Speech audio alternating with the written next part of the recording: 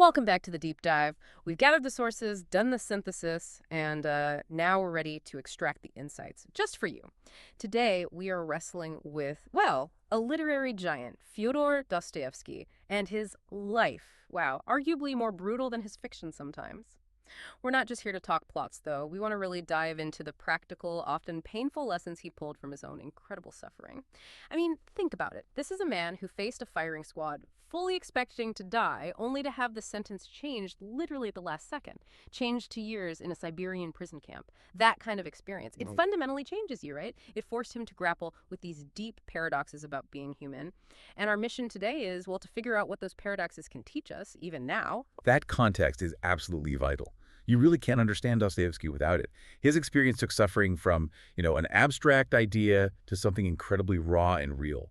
So our goal here is to pull out his core insights, especially on these two huge, often competing forces. On one hand, the redemptive power of pain, and on the other, the destructive power of intellectual pride. And then see how these two shape his really challenging view of freedom and morality. Okay, let's unpack this then. We probably have to start with his most controversial idea, this notion of salvation through suffering.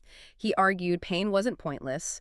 It was like a necessary channel for spiritual growth. Exactly, a conduit. Which just flies completely in the face of modern thinking, doesn't it? We generally try to eliminate all stress, all discomfort. It's a direct challenge to utilitarianism, really. The whole maximize pleasure, minimize pain thing.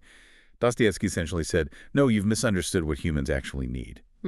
Trying to engineer a life without struggle, whether through science, politics, or just avoiding personal truths, he thought that doomed us to spiritual emptiness. But hang on, isn't some suffering just bad, pointless even, like poverty or sickness or just sheer cruelty? That just feels destructive. Is he really saying you should just, embrace every awful thing that happens? No, not at all.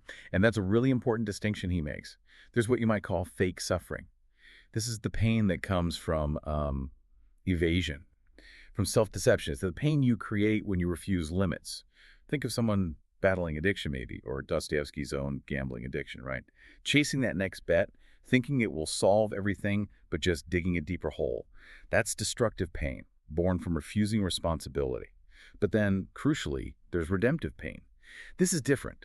This is the pain that comes when you accept reality, when you take genuine responsibility for your own flaws, your own actions, and you willingly deal with the fallout.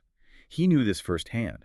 That Siberian prison camp, the katorga, it stripped away his intellectual pride, forced labor, living side by side with common criminals. It forced him to find meaning, not in ideas, but in the brutal physical present.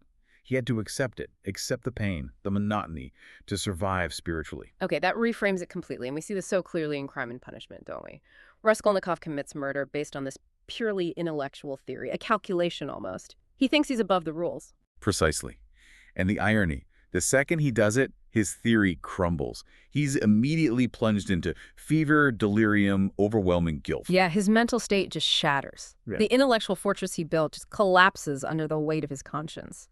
And this is key, that collapse, that intense pain and guilt. It's not just destruction, it's the start of a path, a really agonizing, messy path towards healing.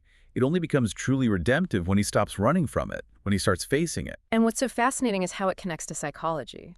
You mentioned Raskolnikov's fever, his body literally reacting to the guilt he's trying to suppress. It feels like Dostoevsky understood, way before Freud, that if you push down a painful experience, it just bursts out somewhere else. Physical illness, addiction, self-sabotage. Absolutely. Decades before psychoanalysis, he grasped that guilt manifests physically, and that processing the painful experience, facing it head-on rather than evading it, is the catalyst for healing. It's very similar to modern ideas about trauma therapy, actually. Yeah, facing the truth, even when it's excruciating. Exactly. That's the core of it. Okay, so if facing suffering requires humility and can lead to redemption, what's the opposite force, the one that leads to destruction?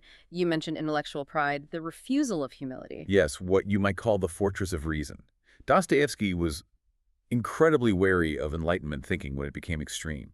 He saw how this absolute faith in human reason, in logic, in systems, how it could lead people to justify terrible things. Moral disaster, basically. His most compelling characters often have these incredibly sharp minds, but they use them to rationalize awful choices. Raskolnikov is the classic example, right? Dividing the world into ordinary people who follow rules and extraordinary ones like Napoleon who can break them. And he commits murder almost as an experiment just to see if he fits in that second category. Am I Yeah. extraordinary? And his logic seems sound, on paper, Mhm. terrifyingly so. But the moment it hits the real world, the messiness of other people, his own unexpected feelings, it completely falls apart. But then there's Ivan Karamazov. His pride is maybe even more insidious, more challenging, Mm. because his rebellion feels morally justified Mhm. almost. Right. This is where it gets really intense. Ivan's pride isn't just, I'm smarter. It's this demand that the universe makes sense according to his logic, his sense of justice. That famous chapter, Rebellion, it's devastating. He uses these horrific, specific examples of children suffering. Real cases, yeah. Yeah. Things he found in the newspapers. Exactly. To argue that any divine harmony built on the suffering of even one innocent child is unacceptable. He famously says he returns his ticket to heaven. It's a powerful argument. Intellectually compelling, morally passionate, but psychologically, Dostoevsky shows it's ruinous. Because underneath that intellectual outrage, he suggests, there are often deeper unmet psychic needs. Raskolnikov's grand theory. It's partly born from his poverty, his wounded pride, Ivan's refusal to accept suffering. Maybe it stems from a deep inability to accept love or imperfection, or maybe just things he can't control. The mind becomes a fortress, defending this hurt, demanding self. And that fortress mentality is dangerous when scaled up to politics or ideology. We see that so clearly in Demons. Dostoevsky just skewers systematic thinking there. The character Shigalov creates this perfect system, starts with unlimited freedom. And logically, step by step, ends in unlimited tyranny. It's chilling. It really is. It shows how these abstract ideas, these grand isms, can lead people to sacrifice real individuals, real communities for some vague concept of a perfect future. And that's the ultimate flaw of pure reason, according to Dostoevsky. It filters out the messy stuff, the emotions, the irrationality, the specific needs of actual people. Salvation, for him, requires intellectual humility. It means accepting that some things are mysterious, that logic can't explain or control everything. You have to step outside that fortress.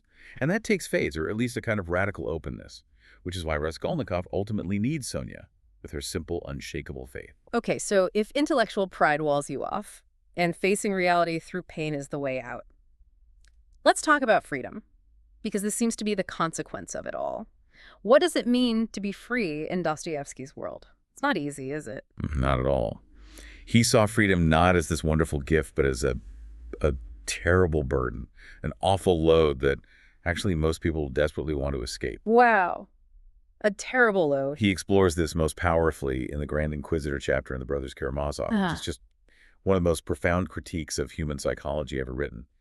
The Inquisitor basically tells Christ, you gave humanity freedom, but it was a curse. People are too weak for it. They don't want the constant stress of choosing between good and evil. They crave certainty. They want someone else to decide for them. They want bread, wonders, and power. That's what the Inquisitor says, right? Feed us, amaze us, and tell us what to do. We'll happily trade our freedom for security and comfort. And you can see that playing out everywhere today, can't you? People willingly handing over critical thought, maybe to algorithms or to ideological groups, just for that feeling of certainty, of being told what's right. It's that fundamental trade-off. Comfort for conscience. And the paradox Dostoevsky highlights is fascinating. The characters who try hardest to prove their absolute freedom, often by breaking rules, like Raskolnikov, or by rigidly following an ideology like the revolutionaries and demons, they end up feeling the most trapped.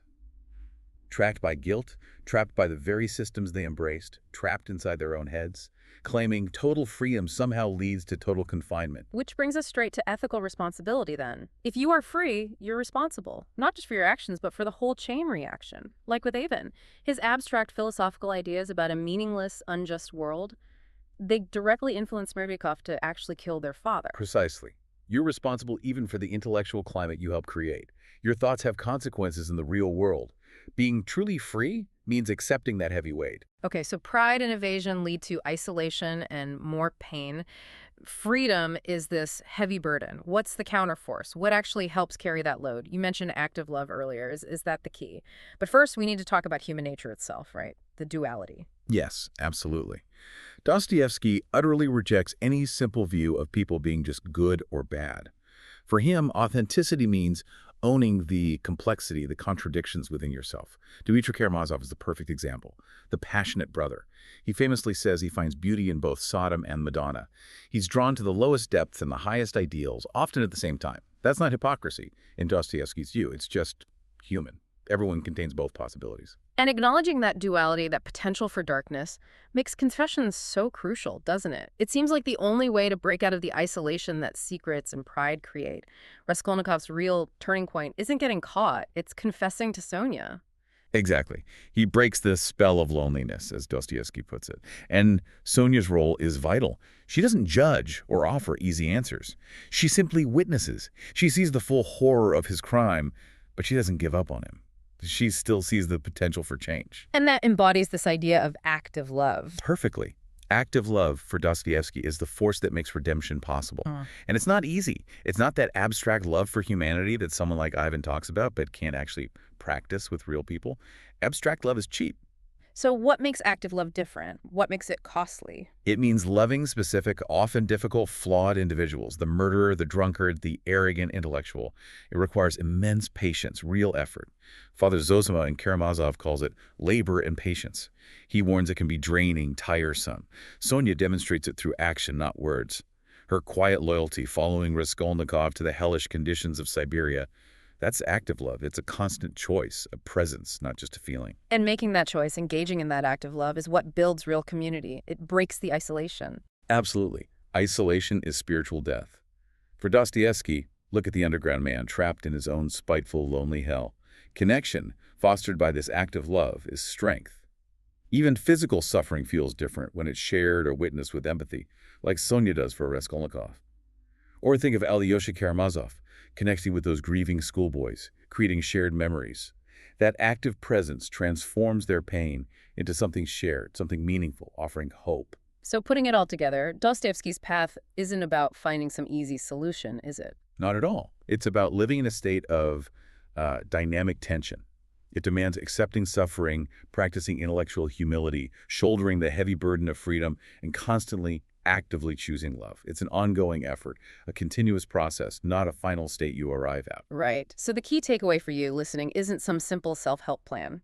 Dostoevsky isn't offering steps to happiness. He's insisting on the need for continuous moral choice, a choice that takes courage and real action, not just thinking about it or agreeing with a philosophy. Precisely. Freedom is a duty, you could say, not a vacation. Which leaves us with a pretty challenging thought for today, doesn't it? We talked about the Grand Inquisitor offering people bread and certainty if they just give up their freedom. So consider the modern versions of that bargain. In our world now, what systems, maybe technological, maybe ideological, maybe consumerist, offer us comfort, certainty, optimized outcomes in exchange for handing over the messy, difficult burden of making our own moral choices? Those very choices, Dostoevsky believed, define our humanity.